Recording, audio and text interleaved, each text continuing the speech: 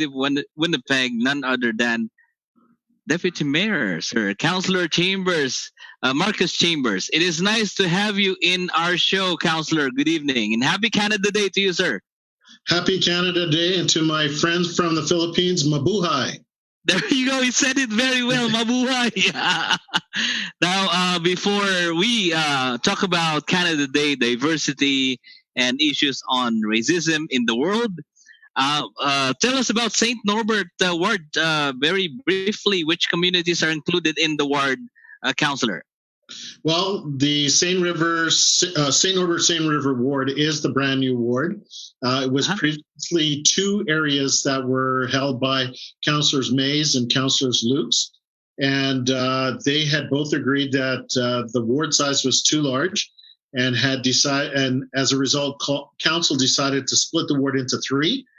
And in 2018, I decided to run for the ward in the south area of the city, which is South St. Vital, River Park South, Fort Richmond, and St. Norbert. So I was fortunate enough to be elected by the citizens of Winnipeg, and here I am. There you go. And congratulations, sir. Thank you very much. Now, before we continue on the topic, sir, I would like to, I was reading your checking your website, and I noticed that you were part of the provincial nominee program, of course, in the province of Manitoba. And I am very proud to say, and for all of those viewers there, I know you guys, most of you guys are product. Raise your hands. Raise your hands. I am a proud product of provincial nominee program of the provincial government. And did you know this? Did you know, guys, that Councillor Marcus Chambers has had the management role in this program? Can you tell us more about this, Councillor? Yeah, I started with the provincial nominee program in 2001. And I can say that it was probably the most rewarding part of my time in government, is seeing that program grow and flourish to the program it is today, where we're recruiting anywhere upwards of 5,500 certificates annually, or close to 18,000 people on an annual basis to come to the province of Manitoba. Of course, 70% of that comes to the city of Winnipeg, and the other 30% out in areas such as Brandon, Thompson, Neepawa, Minnedosa, Winkler. So it's really been a great program for the province in terms of repopulating some of the areas of our province that have been declining due to, kids moving to the city to see the bright lights in the big city. That's right. And and I would like to personally thank you for being part of that program, because I arrived here, my family and I arrived here in 2009. And because of that program, we are now Canadian citizens, and we are now celebrating Canada Day today. And speaking of Canada Day, I would like to associate Canada Day with diversity. Diversity Day. Canada Day for me means diversity. At the same time, diversity means Canada. Back and forth. Canada means diversity. Diversity means Canada. And it's just I feel very very proud to be part of this community. I'm very proud of being called a Canadian, wherein my roots are from Asia. So what do you feel now? What can you say about the diversity, the improvement of diversity, the equity in the city of Winnipeg now, sir? What has been the improvement now? Well, yes, Manitoba is indeed a very multicultural province, and we have many people from all over, whether it's in Asia, Europe, South America, Latin America, people from all over. So yes, we're a very multicultural and diverse community, but what we have to strive for now is inclusion, and ensure that all people have equal opportunities to the vast amount of opportunities that are here in our province for advancement. So, when we look at where things are going, especially, and I know that we want to talk a little bit tonight about George Floyd and what happened in the United States. again, it is now about being included in a lot of the areas that previously, diversity wasn't included. Now, Mm-hmm. whether that is people of color, people of race, people of religion, sexual orientation, it is now that's the call now is the inclusion and being represented at all levels of government in any decision-making process. Yeah, let's talk about more on inclusion later on. But you mentioned about, I would like to segue on what you mentioned about George Floyd. So, what is your personal opinion when you saw the video? I just want to share it with you. I don't know if I decided if I made a wrong decision when I was watching the show. It was my first time to saw it in the news about what happened to George Floyd. I was with my kid, right? And I was watching it with my kid, and I don't, because it was my first time to saw it in the news. I was not able to to tell him that don't watch that, and he was able to watch that, and he was so angry. He was mad about what happened, and he even cried Mhm. because of what happened. So that was very it was a very sad video. It was I was really it was a mixed emotion. I was angry with that video, and I would like to ask your opinion on this. What is your personal opinion? What did you feel when you saw the video about George Floyd's death? Well, I was very troubled by it as well. So I could imagine what the impact to a young child would be. For myself, it was, again, another situation where a person of color was victimized on the basis of race.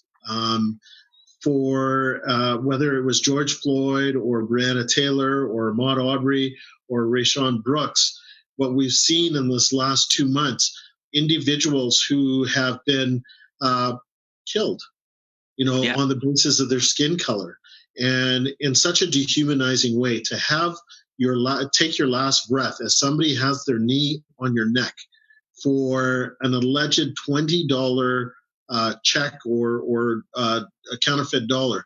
I mean, that is certainly not the way I was raised, and whether if I was in law enforcement, how I would respond to that situation. Again, Rayshad Brooks, who was in his car and intoxicated but sleeping and of no harm to anybody, ended up losing his life. And had that been somebody else, a person not of color, a Caucasian, I would dare say that the police officer would have said, "Well, here, give me your keys. We'll get in the back of the cruiser. We'll take you home. You can come pick up your car tomorrow." You know, Mm-hmm. but in this instance, it's resulted in the loss of life, and it's equally as traumatic for the police officer who goes through this as well. Mm-hmm. So they've got to be better trained and in a better position to deal with these types of issues that don't result in death on the basis of skin color. Mm-hmm.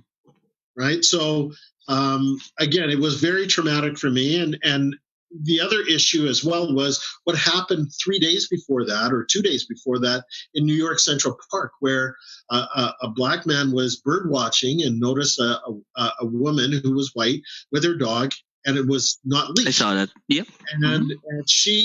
And when he asked her calmly to leash her dog because it was a protected area, she turned that entire situation around and said she was going to call the police on him. Yes. And she felt threatened. And again, here's a gentleman who is Harvard educated, doing possibly the least passive thing in a park, bird watching, and she made it into a race issue.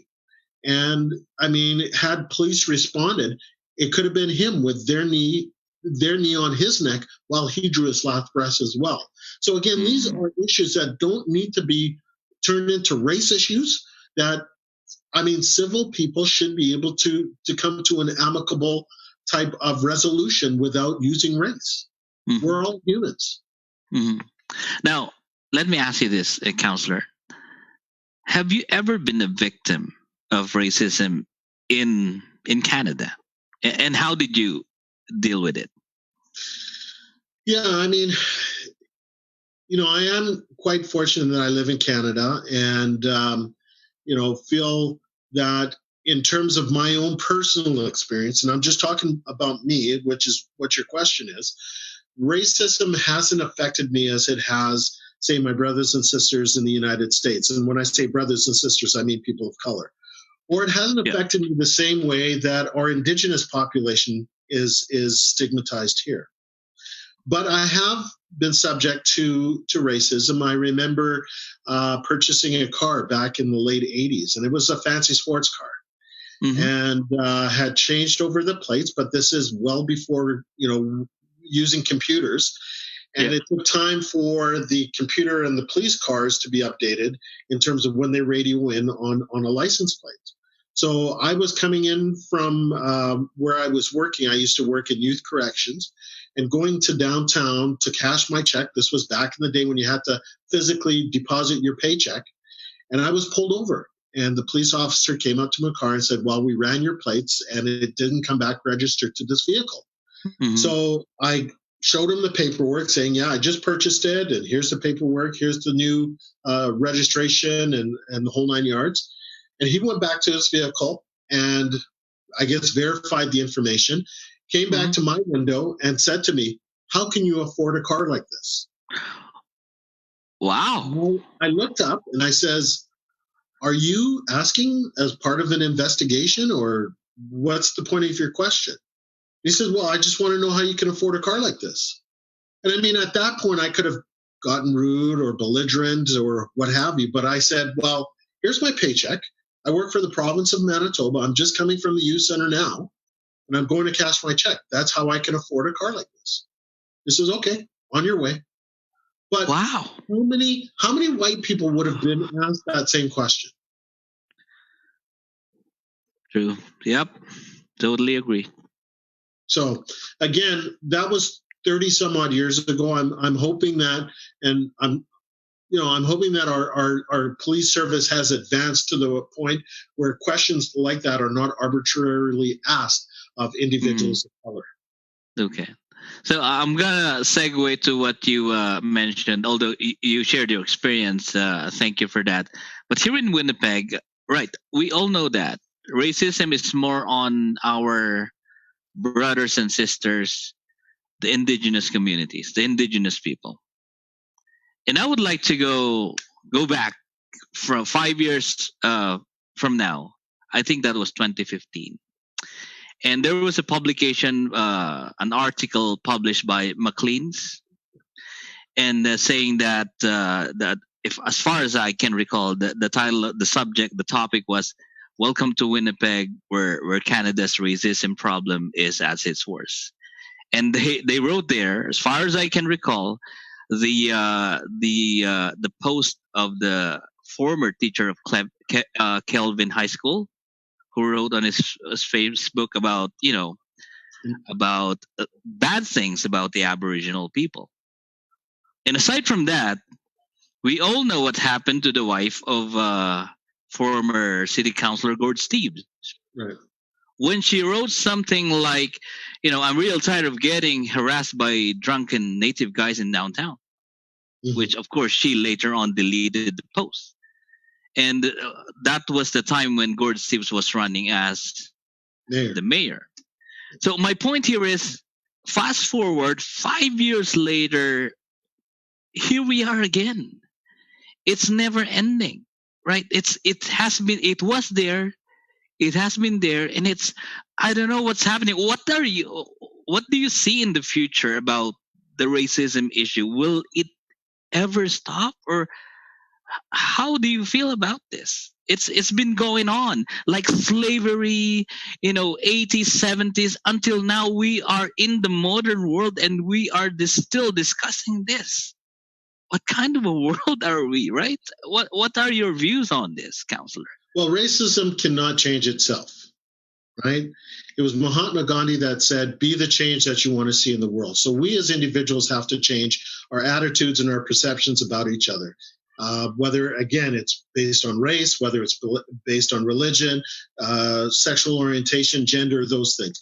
We are the ones that have to change. And we can only do that through education, right? Mm-hmm. When we learn about each other and about each other's differences and about the commonalities that keep us together, we'll Mm-hmm. recognize the fact that, we're not different. We all strive for the same basic needs. When we talk about Maslow's hierarchy of needs, the need for shelter and belonging and food and all of those things, we all strive for the same thing, right? Mm-hmm. And you know, through this, one of the things that I was speaking with another individual, and they said, when you practice medicine, you don't practice medicine for Black people or Asian people or white people or brown people. You practice medicine for everybody because internally we're all the same, right? Exactly. Yeah. The fact is that people of color have more melanin in their skin, which causes them to be darker, right? Mm-hmm. So the fair complexion is the absence of melanin. So if Mm-hmm. that's the only difference, we should all be getting along. We should Mm-hmm. all be celebrating the differences, of our cultures and trying to learn more about it. And that's why Yep. we have Folklorama. That's why we try to get that understanding of each other's food, each other's dress, each other's dance, each other's cultural experiences. That's why Manitoba has attracted so many people from diverse backgrounds, because Mm-hmm. it is that cultural mosaic that we can Mm-hmm. weave together and become much more beautiful together than we can ever be separately. There you go. So before we aired today, we had a test broadcast, and we were just talking to our viewers, and we talked about Canada's actually no color. It's not white. It's not black. It's not brown. It has no color. We are all Canadians, right? And it was just sad to. Well, there is red. We got a red person. That's our color. Yeah, that's our color. That's red. But you know what? Sometimes it's now I don't find it offending. It's I just read it as funny, and I just laugh at them when they ask people where you came from. Yeah. Like, oh, why would you ask that? Like, we are all Canadians, regardless if you came from the Philippines, from Africa, from Germany. We are here. We are Canadians, and we are enjoying the diversity of this country. But that's So, an important thing. yeah, go ahead. We can be proud of what our heritage is. My family is Jamaican, and I'm proud of that. I'm very, very proud of that.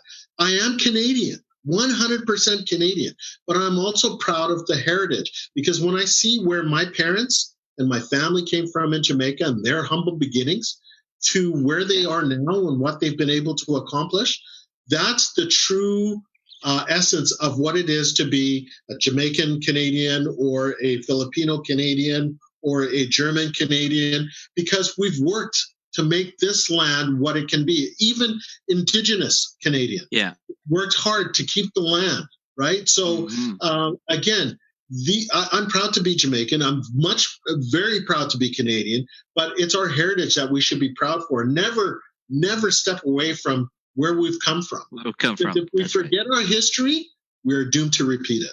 Yeah. But you know what I've noticed, counselor? I have small kids. And if you will compare the conversation among adults, like the immigrants here, like me, it's not what do you call this? It's not deliberate to ask them, who are you with? And is he white? Is he black? Or is he? But it's not. We're not taking this as it's not deliberately asking, who are you with? It's just like a parent is asking, hey, I'm going out tonight. And then the parents will ask, who are you with? Oh, is he from there? Is he white?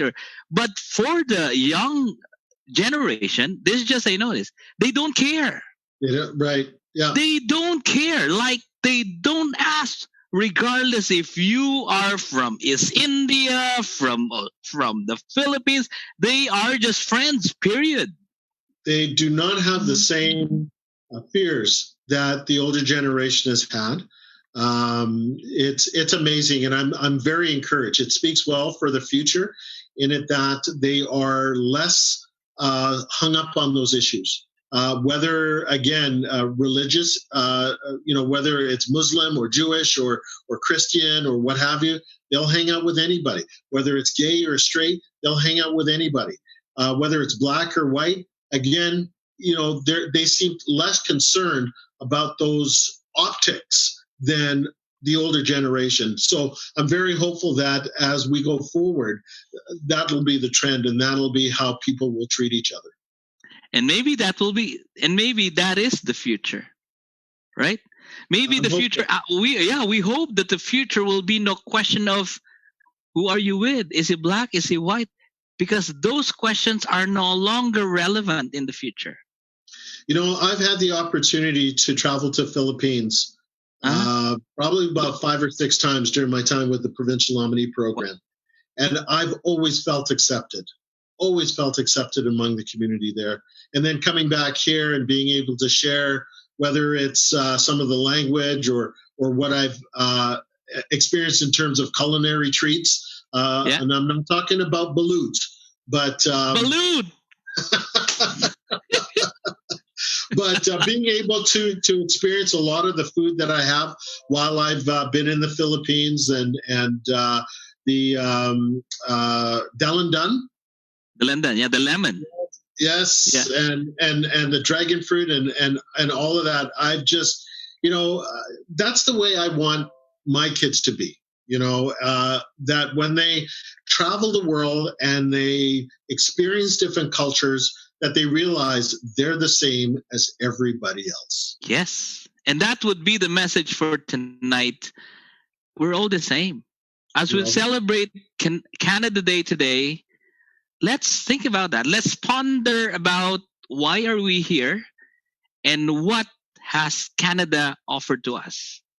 And that is one sure thing.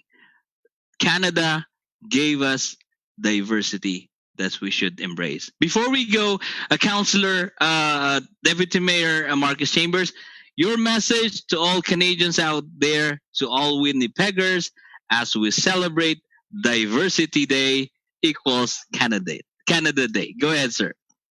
Well, my message is simple. Love one another. Bob Marley has that famous song, One Love. And I think if we all embrace our differences and our similarities, I think we can learn, to accept each other. It's just that simple.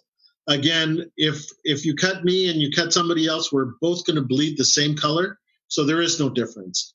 And we need here in Canada to work and strive to the point where, again, we're brothers and sisters. We're all Canadians, and we're sharing the same experience. That is being Canadian. And I'm grateful for all of the people, in terms of being elected, that voted for me. I mean, it wasn't just Black people. It wasn't just Indigenous people. It wasn't just white people. It was a group of people that got together and said, we want to elect a person who is equal to us, that will represent our interests, that won't have a separate agenda. And that's exactly why I'm here in the role that I am now, and why I want to go forward in working with all communities. And now with my role on the Winnipeg Police Board is to hear from all communities on how we can make policing better here in our local community. So I will be reaching out to the Filipino community, to the Indo-Canadian community, to the Nigerian community, the Caribbean community, all different communities, so that we can hear exactly what we can do towards making our policing better here in the city and how we can make our city safer. There you go. That's the word from the mayor. Oh, no, from the deputy. Oh, my God. That's the message from the deputy mayor of Winnipeg, Markus Chambers. And again, for those of you guys who don't know, he was part of the provincial nominee program. And again, I would like to thank you personally for that program. The reason why my family is here, the reason why I am here, is because of that program, provincial nominee program. And he is now our proud deputy mayor and city councillor of the city of Winnipeg. Thank you very much, sir. And I hope to... You forgot one title. Go ahead. I'm also honorary Pinoy. Honorary Pinoy. There you go. Because you eat balut. Well, nice chatting with you. Maraming salamat po. Thank you again. And we hope to chat with you again after this COVID. We actually do this in person because of the pandemic. We're doing it in Zoom. We want to see you in person. We want to handshake you. And we want to see you again seriously. We can do. There you go. Yeah, we can do like this. Yeah. And all the best to you. Mabuhay. Maraming salamat po. And thank you for watching the Kuya Noel and Tito Aldo show. See you again, guys. Bye now. Salamat.